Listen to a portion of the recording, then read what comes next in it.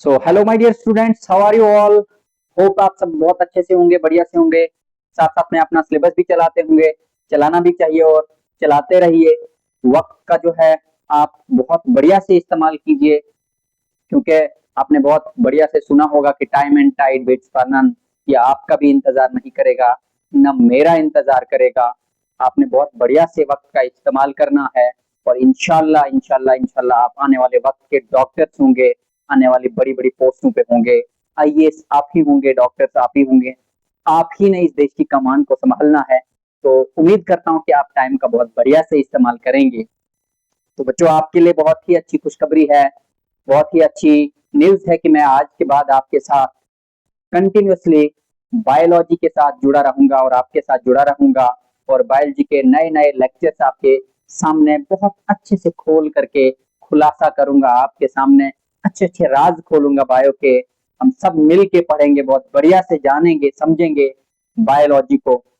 तो आज से मैं आपके लिए बहुत ही अच्छी सीरीज लेके आ रहा हूँ। तो आज जो पहला लेक्चर हमारा होगा वो होगा सेल बायोलॉजी का, क्लास 11 की जो सेल बायोलॉजी का पार्ट है आपका, cell the fundamental unit of life या cell structure and function, class 11 का जो पार्ट है वहां से हम शुरू करेंगे। तो आज जो हमारा टॉपिक रहेगा सेल के बारे में पूरी डिटेल्स जानेंगे। सेल होता क्या है, सेल के बारे में जितनी भी चीजें हैं, जो जो चीजें हो पाएंगी वो आपके साथ जो है शेयर करेंगे।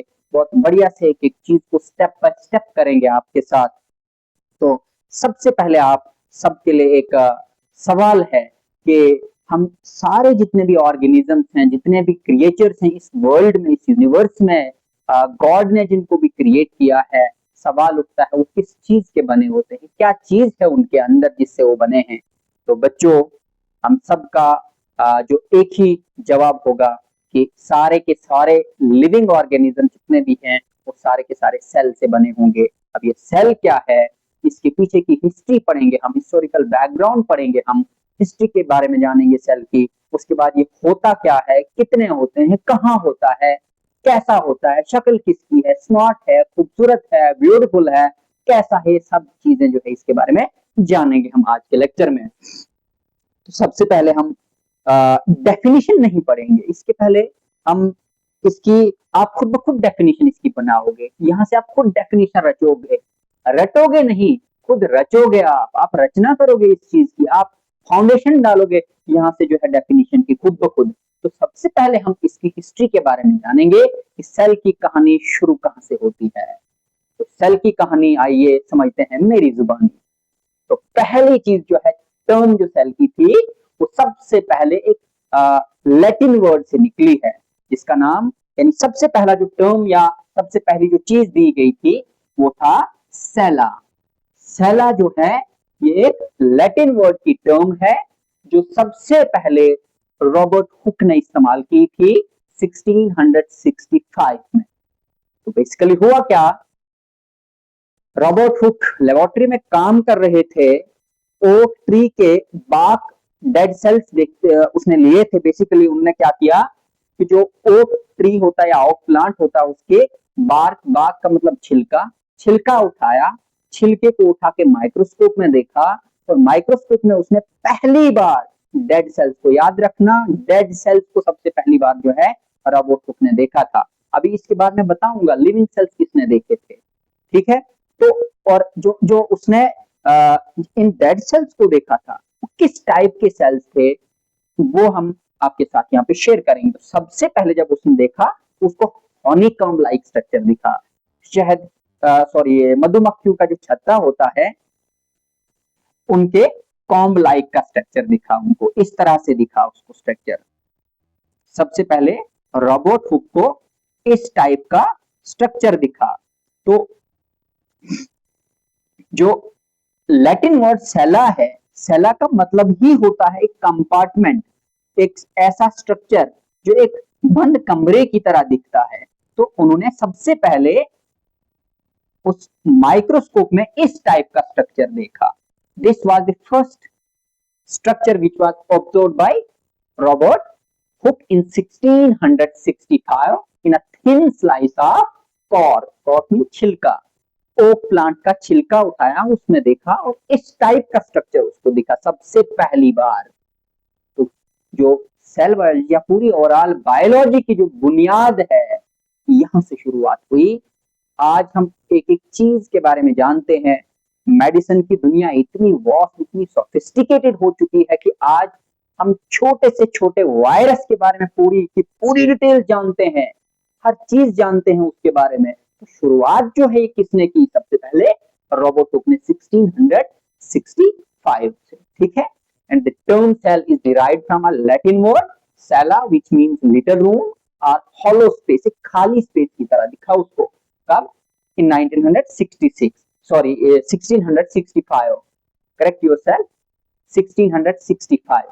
The cell was first discovered by Robert Hooke in 1665 in a thin slice of cork, dead cells of oak bark, ठीक है, प्लांट। और कैसा दिखा था? हनीकॉम्ब लाइक स्ट्रक्चर्स, इस तरह का स्ट्रक्चर उसको दिखा था सबसे पहले। देन उसने इस रिकॉर्ड को अपनी ऑब्जर्वेशन के एक बुक में रिकॉर्ड किया। क्या था उसका नाम? माइक्रोग्राफिया नाम था, ठीक है। इसमें उसने जो भी उसने चीजें देखी थी, किस टाइप की चीजें देखी थी?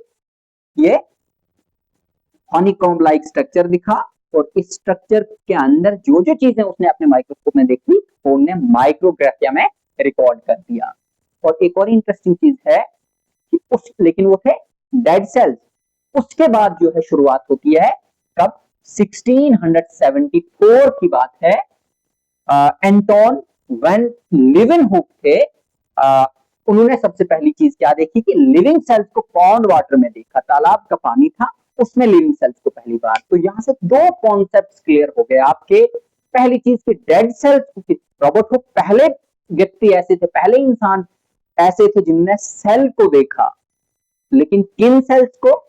डेड सेल्स को। और फिर उसके बाद लीeuwenhoek की बात आई 1674 में, उन्होंने लिविंग सेल्स को देखा। डेड सेल्स को रॉबर्ट हुक ने और लिविंग सेल्स को एंटोन वॉन लीeuwenhoek ने देखा, ठीक है। और उसको क्या कहा जाता है? एंटोन वॉन लीeuwenhoek जो है उन्हें फादर ऑफ माइक्रोबायोलॉजी भी कहा जाता है, ठीक है। सो बात लिविंग और डेड सेल की हो गई। देन इसके बाद हम पढ़ेंगे what are living organisms made of. Micro organism किस चीज से बने हैं? Sorry, not micro organism, even every organism, every living organism किस चीज से बने हैं? ये सारे के सारे what are living organisms made of.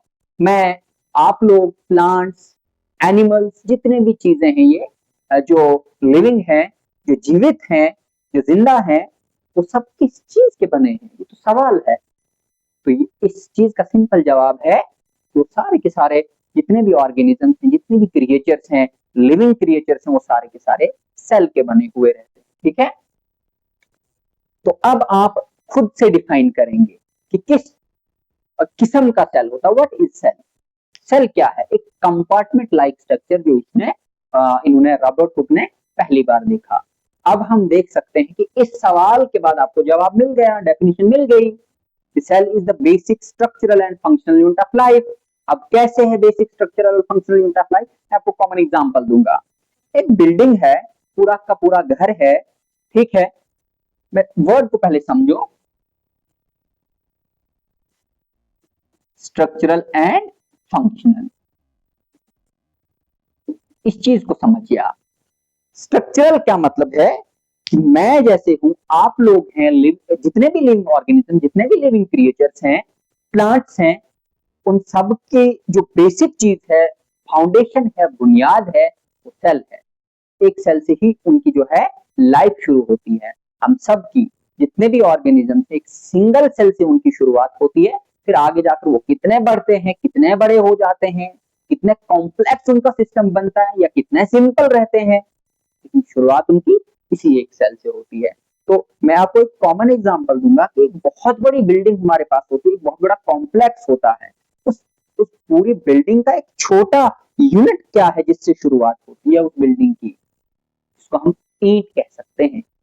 ईंट या एक ब्रिक जो है उसकी नींव होती है, उसकी बुनियाद होती है, उसकी बेस होती है, वहीं से शुरुआत होती है। एक एक ईंट जोड़ के आप दीवार खड़ी कर देते हैं और उन दीवारों से फिर एक बिल्डिंग, एक कॉम्प्लेक्स, एक बहुत बड़ा कंपार्टमेंट खड़ा हो जाता है। इसी तरह से सिंगल सिंगल सेल जब जुड़ेंगे तो एक ऑर्गेनिज्म की जो है बुनियाद होती है, एक ऑर्गेनिज्म बनता है वहां से।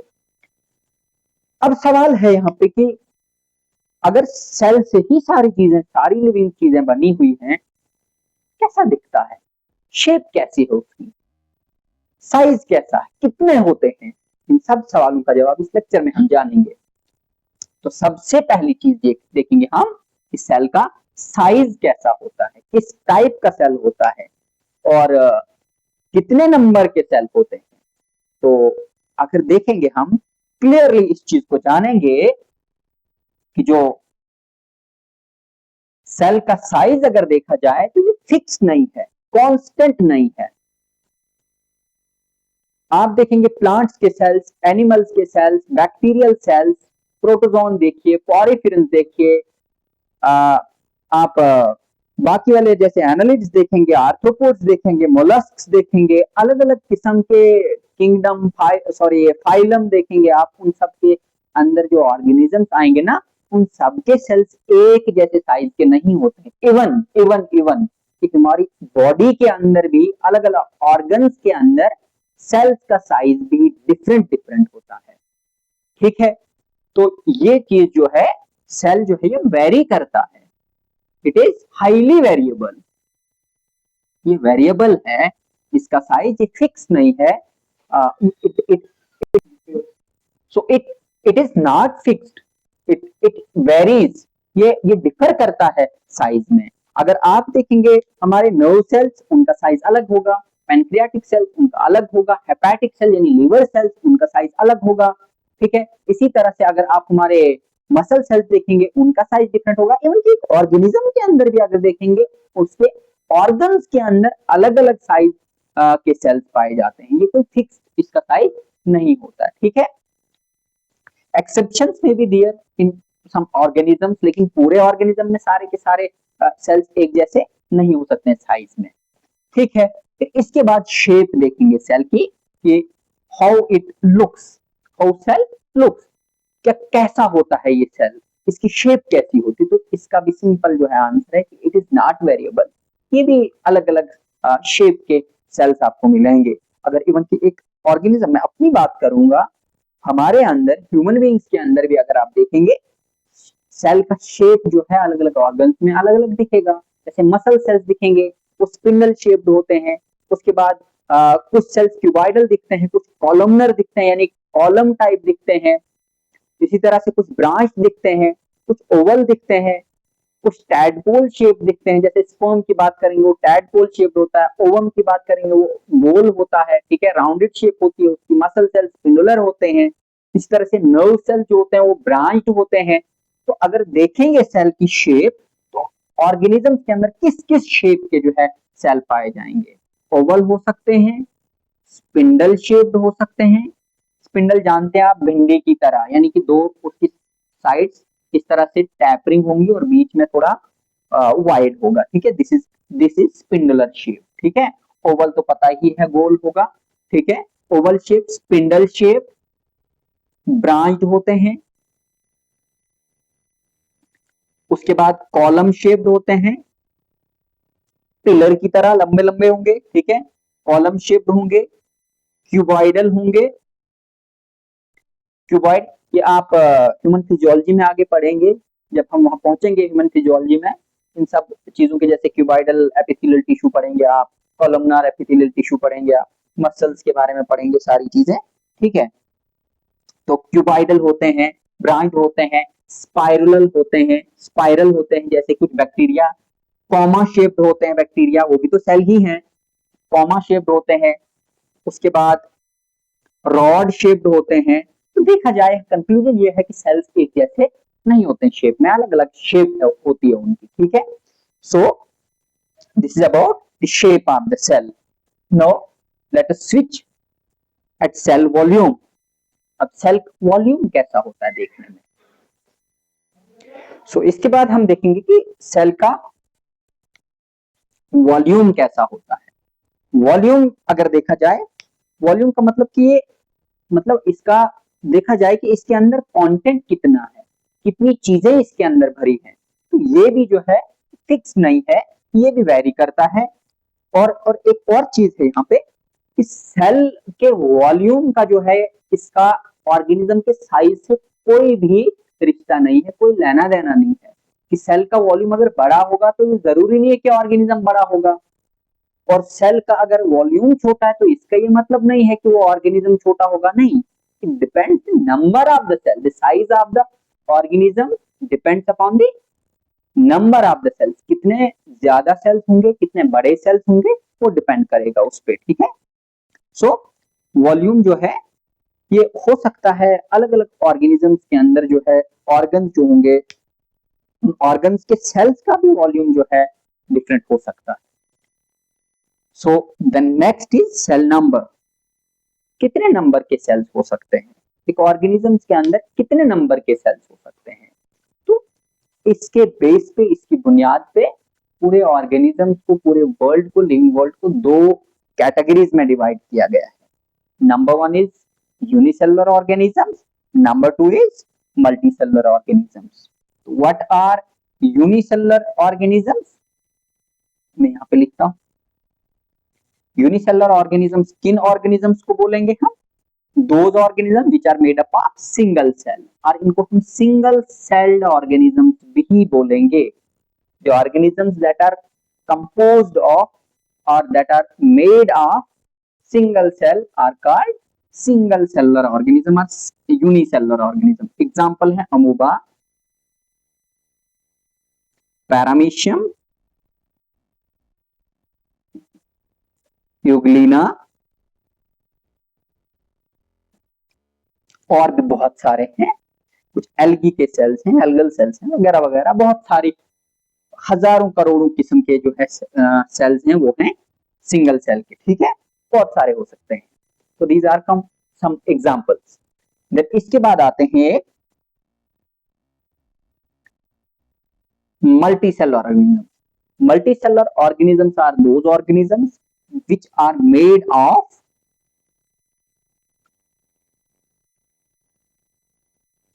more than two or multiple cells।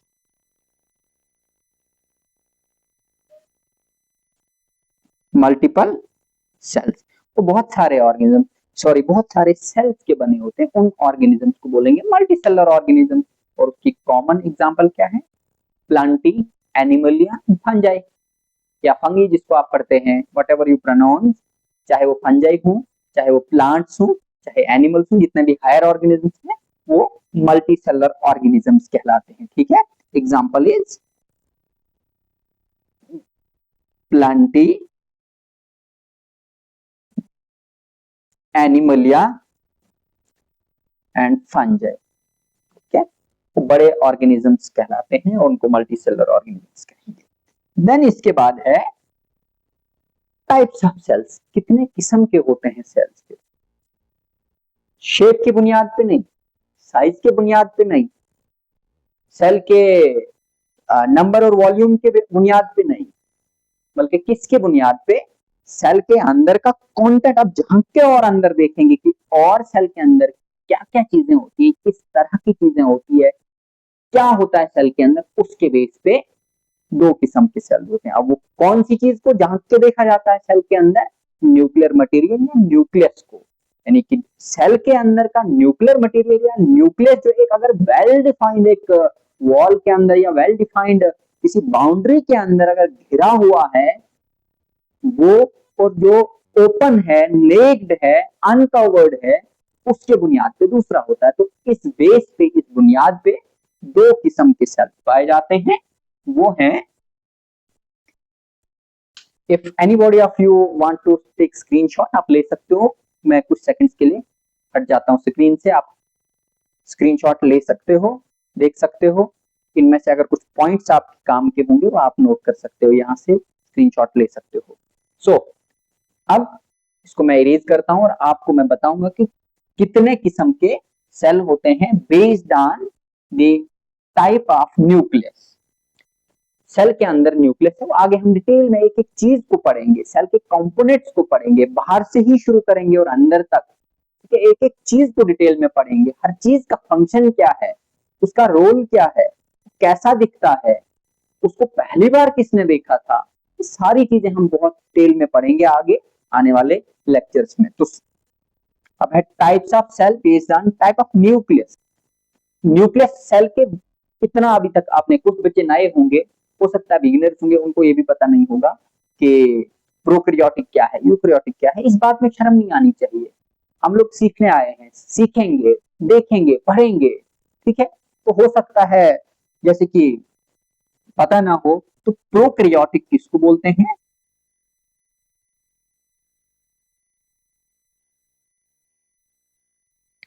Prokaryotic cells and eukaryotic cells.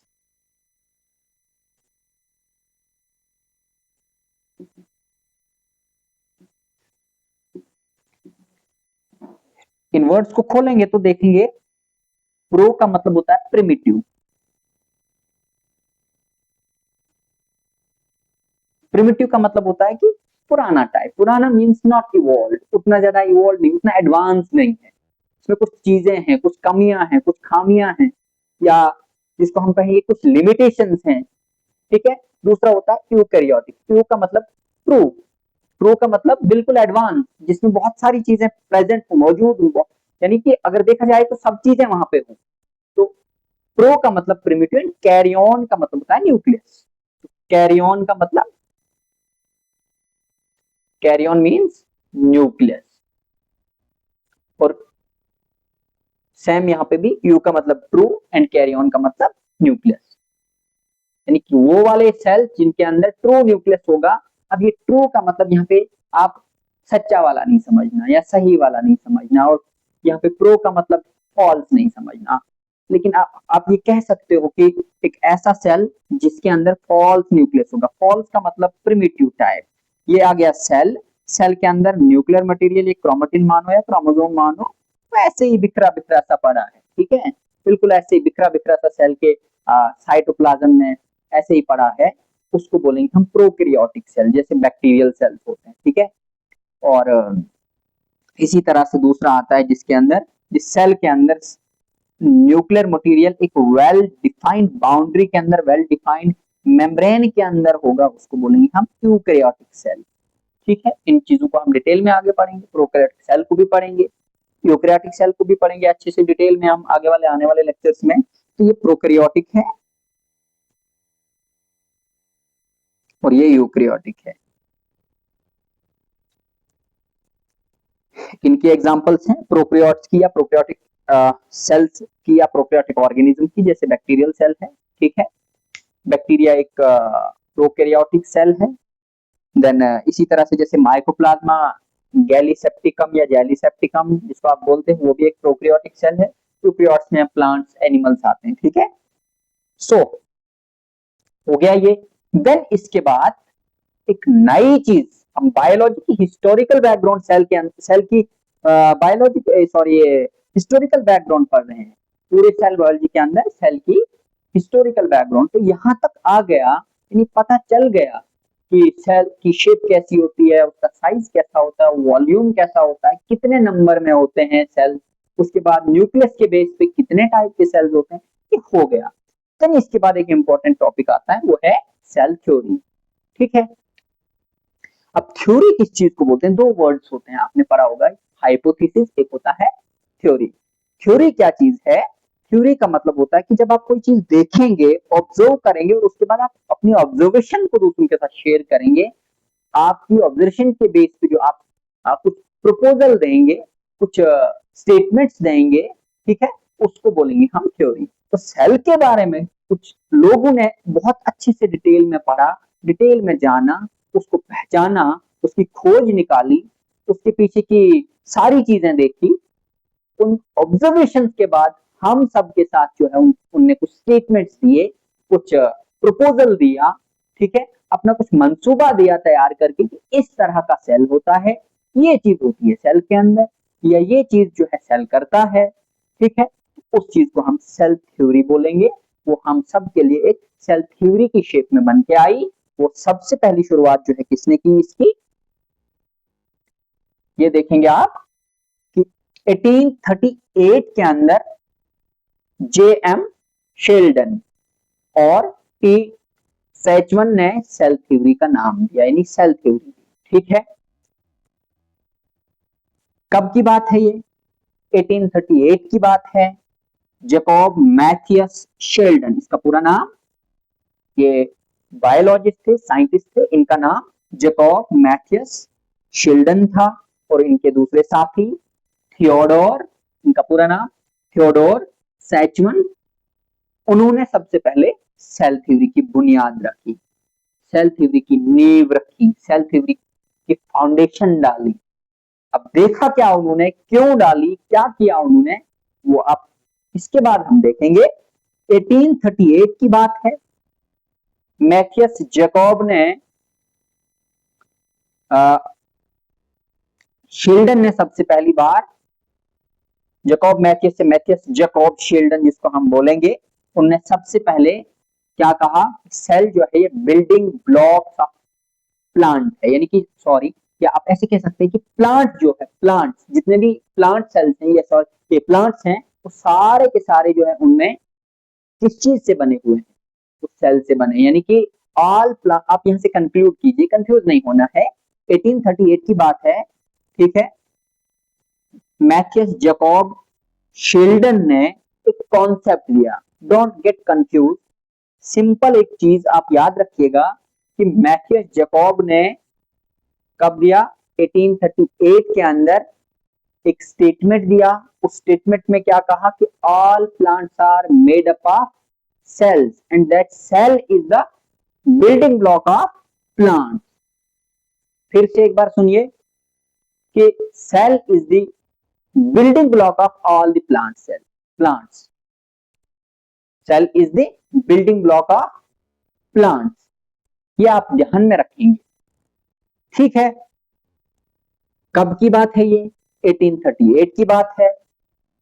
Matheus Jacob ने कहा कि सेल जो है प्लांट्स का बेसिक या बुनियादी या फंडामेंटल यूनिट है, प्लांट्स के बारे में कहा। फिर उसके बाद एनिमल्स के बारे में दूसरे एक महान व्यक्ति आए जिनका नाम थियोडोर सैचवन था, उन्होंने ये कहा कि सेल इज द फंडामेंटल और the building block of all the animals, दोनों चीजों का डिक्लेयर हो गया। प्लांट्स का हमारे शेल्डन साहब ने कहा 1838 के अंदर, और शेवान ने या सेचवन ने एनिमल्स के बारे में कहा कि जितने भी एनिमल्स हैं उनकी भी बॉडी जो है वो सेल से ही बनी है, या ऐसे कहेंगे कि सेल ही जो है बिल्डिंग ब्लॉक है सारे एनिमल्स का। ये 1839 की ऑब्जर्वेशन है इन साहब की। फिर क्या होता है, 1855, 15-16 साल के बाद की बात है, ठीक है।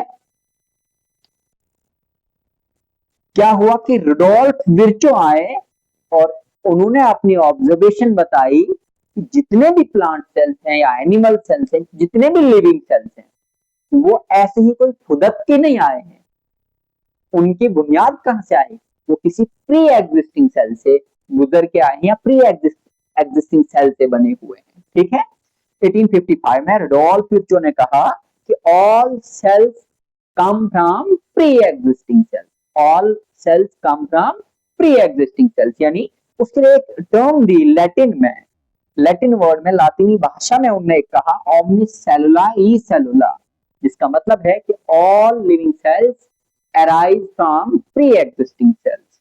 तो इनकी हो गई ये, तीनों ने अपनी अपनी स्टेटमेंट दी। तो फिर जाकर जो है असल में इन्होंने एक्सटेंड किया, इसको सेल थ्योरी को एक्सटेंड किया, बुनियाद इन्होंने डाली, बेस इन्होंने रखा। रुडोल्फ विर्चो साहब ने क्या किया, इन्हें इस सेल थ्योरी को एक्सटेंड किया इस और एक स्टेटमेंट को ऐड करके, ओमनिस सेलुला ई सेलुला, के जितने भी सेल्स हैं वो प्री एग्जिस्टिंग सेल से ही बनते हैं या आते हैं। ठीक है, यहां से फिर सेल थ्योरी कंप्लीट हुई, और उसके 3 बेसिक आप जो है स्टेटमेंट्स याद रखेंगे।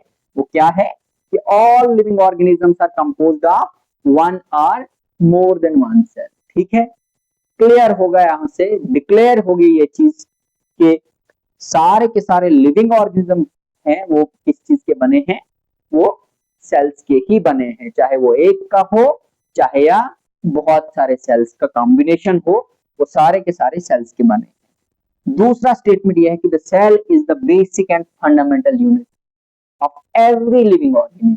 ये दूसरी स्टेटमेंट। पहला आ गया कि जितने भी ऑर्गेनिज्म हैं, क्लियर हो गया कि वो सेल से ही बने हैं। दूसरा स्टेटमेंट ये है कि ये बेसिक फंडामेंटल यूनिट है लिविंग ऑर्गेनिजम्स का। तीसरा, all cells arise from pre existing cells, it is the statement which was proposed by Rudolf Virchow. तो यहाँ से जो है सेल थ्योरी जो है वो कंप्लीट होती है। ठीक है, तो ये था सब जो है आप के लिए आज का इस लेक्चर में। एक नटशेल में इसको जो है हम कंक्लूड करेंगे। सबसे पहले जो है सेल की शुरुआत कहाँ से होती है, 1665 में सबसे पहली बार जो है रॉबर्ट हुक ने ओक प्लांट के बाग में, थिन स्लाइस ऑफ बाग जो है उसमें देखा, हनीकॉम्ब लाइक स्ट्रक्चर दिखा। ठीक है, हनीकॉम्ब लाइक स्ट्रक्चर, उसको क्या कहा उसने, एम्प्टी स्पेस कहा या एक एम्प्टी रूम की तरह उसको कंसीडर किया। ठीक है, लिटिल रूम बताया, एक कंपार्टमेंट की तरह दिखा, तो उसने सेलुला या सॉरी या सेला बताया उस चीज को। सेला का मतलब है कंपार्टमेंट, एक छोटा सा कमरा। ठीक है, हो गया ये। देन उसके बाद जो है एंटोन वॉन लीवेनहुक आए। वो कब, 1674 में। उनने लिविंग सेल को प्लांट लिविंग सेल को पाउंड वाटर में देखा, और वहां से ये डेड सेल का भी हो गया क्लियर। यहाँ से फिर लिविंग सेल का भी लीवेनहुक ने बता दिया। देन इसके बाद जो है सेल के बारे में हमने पढ़ा कि उसकी शेप कैसा होता है, साइज कैसा होता है, और उसके बाद वॉल्यूम कैसा होता है, नंबर कितने होते हैं सेल्स के। ठीक है, देन इसके बाद जो है प्यूरोक्रियोटिक सेल्स के बारे में जाना हमने, और फिर सेल थ्योरी के बारे में जो है हमने क्लियर किया यहाँ से कि शुरुआत जो है 1838 में सबसे पहली बार जो है जेएम शिल्डन ने दी थी। ठीक है, उनने प्लांट सेल्स के बारे में बताया था, प्लांट्स के बारे में बताया था। 1839 में सैचमन ने कहा था एनिमल्स के बारे में। देन रुडोल्फ विर्चो ने 1855 में इसको और एक्सटेंड किया, और वहां से जो है कंप्लीट होगी सेल थ्योरी, और उसकी ये 3 बेसिक स्टेटमेंट्स हैं। तो this is all about today's lecture. तो इसके बाद जो है हम इस सीरीज को कंटिन्यू रखेंगे। आप लोग कमेंट बॉक्स में बताइएगा कि आपको ये लेक्चर जो है कैसा लगा, आपको क्या इंप्रूवमेंट चाहिए इसमें, और कितना डिटेल में आपको इंफॉर्मेशन चाहिए आपके लेक्चर्स के बारे में, कितनी चीजें आपको चाहिए, आप मुझे कमेंट बॉक्स में बताएंगे। Thank you so much.